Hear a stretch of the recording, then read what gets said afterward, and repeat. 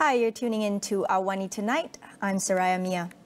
Prime Minister Datuk Seri Anwar Ibrahim says he will present the proposed federal constitution amendments in regards to the citizenship issue facing overseas-born children of Malaysian women with foreign spouses to the Conference of Rulers soon. He says the matter will be brought to the Malay Rulers for consent, required for constitutional amendments within these couple of days. Meanwhile, Anwar said the proposed constitutional amendment is expected to be tabled in Parliament in September.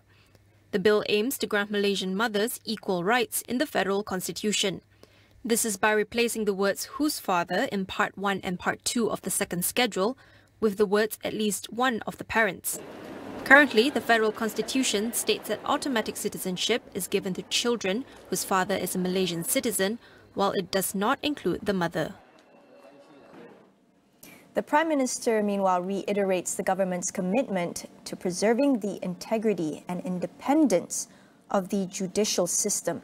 He says it is time for the country to review the Whistleblower Protection Act 2010 to better protect those who come forward with valuable information.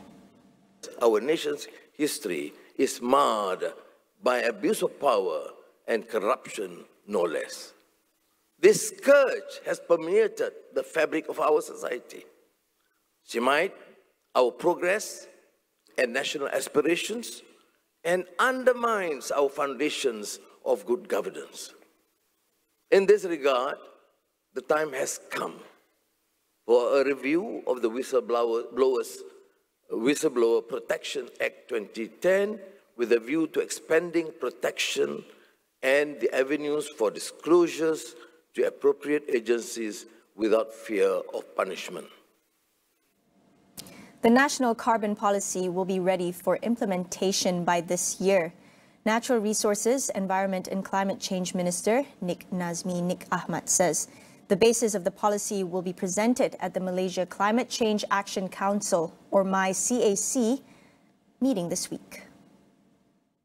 Bukan hanya negeri Sarawak, negeri-negeri lain pun yang juga banyak menimbulkan tentang soal karbon dan bagaimana mereka boleh turut serta, dan saya ingat fungsi penting di peringkat kerajaan persekutuan ini ialah untuk menjadi pemudah cara untuk kita sediakan dasar tersebut, dan kita akan menyediakan dasar tersebut tahun inilah.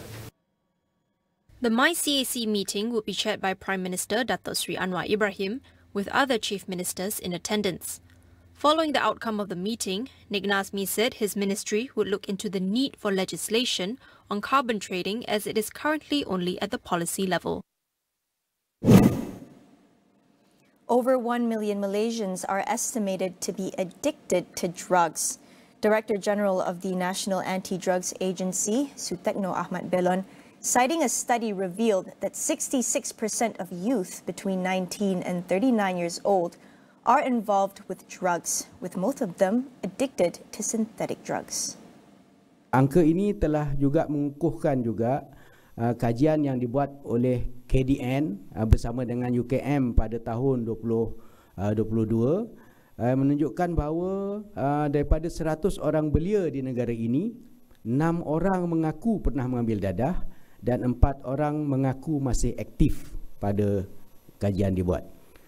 Of the number of youths involved in drug addiction, as many as 92,000 of them fall under the severe category.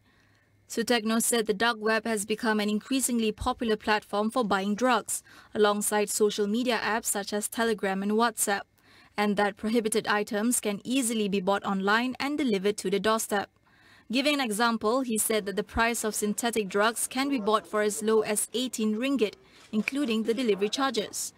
Meanwhile, Deputy Prime Minister Datuk Seri Ahmad Zahid Hamidi in a statement said that the Home Ministry and the AADK have been given 3 months to coordinate efforts to tackle Malaysia's drug problem. At the same time, the Drug and Substance Abuse Treatment and Rehabilitation Act, which would replace the Drug Dependence Treatment and Rehabilitation Act 1983, is expected to be presented in Parliament early next year. The new law aims to prioritize treatment of drug addicts rather than punishment.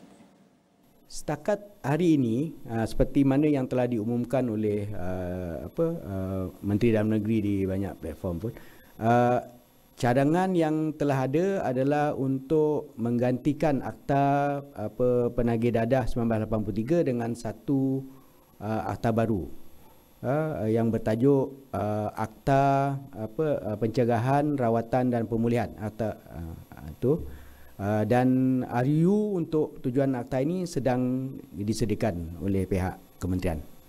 So insyaAllah nanti tidak lama lagi kalau everything itu kita jangka kita punya timeline adalah untuk membawa atau RU baru ni ke Parlimen pada awal tahun depan. Time for a short break. We'll be right back.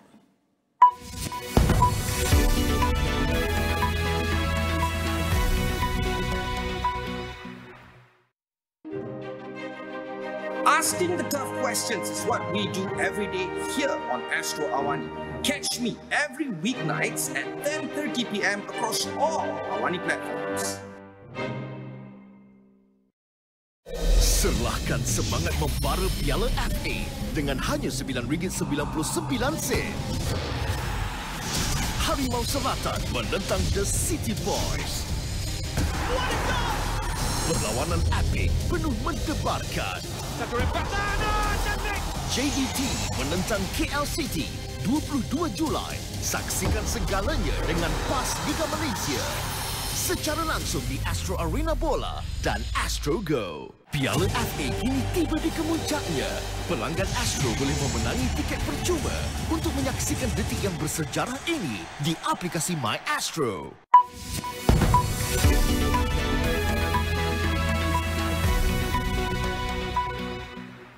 On the international front, Turkey President Recep Tayyip Erdogan says he will support Sweden's NATO candidacy on the condition that the European Union resumes its stalled membership talks with Ankara. He is due to meet Swedish Prime Minister Ulf Kristersson in the capital of Lithuania, Vilnius, later today. According to the Turkish leader, the same people who were blocking Turkey's EU membership wanted him to back Sweden's NATO candidacy. The country first applied to be a member of the EU in 1987. It became a candidate country in 1999 and formally launched membership negotiations with the bloc in 2005. But the talks were stalled in 2016 over European concerns about Turkish human rights violations. Meanwhile, 6 people, including 3 children, have been killed in a kindergarten stabbing in China's southeastern Guangdong province. The other victims are a teacher and 2 parents, while 1 other person is injured. Police have arrested a 25-year-old man in connection to the case. Authorities declared the case as intentional assault, but did not provide details of a possible motive. The attack took place on Monday at 7:40 a.m. local time, when parents were dropping off their children for summer classes. The suspect was arrested 20 minutes later. Fearing copycat incidents, Beijing is not allowing state media to publish a detailed account of the incident. Firearms are banned in China, but the country has seen a series of knife attacks in recent years. In August 2022, an individual armed with a knife stormed a kindergarten in the Jiangxi province, killing 3 people and wounding 6 others. A Spanish patrol plane has found what could be a fishing vessel with about 200 migrants on board. The Maritime Rescue Service says it is possible that the vessel is one of the 3 boats that went missing off Spain's Canary Islands 2 weeks ago. According to migrant aid group Walking Borders, family members of those on board have not heard from them since they left last month. All 3 boats sailed from a coastal town in southern Senegal, roughly 1,700 kilometers from Tenerife. The news comes just 2 weeks after Europe saw one of its worst Mediterranean migrant shipwrecks when an overcrowded tanker sank off the Greek coast. At least 78 people were confirmed to have drowned, but the UN reported that up to 500 were still missing. The journey from the West Africa to the Canary Islands is among the deadliest migration routes in the world. Last year, the UN's International Organization for Migration reported at least 559 people died in attempts to reach the Spanish Canary Islands, while the death toll for 2021 was 1,126.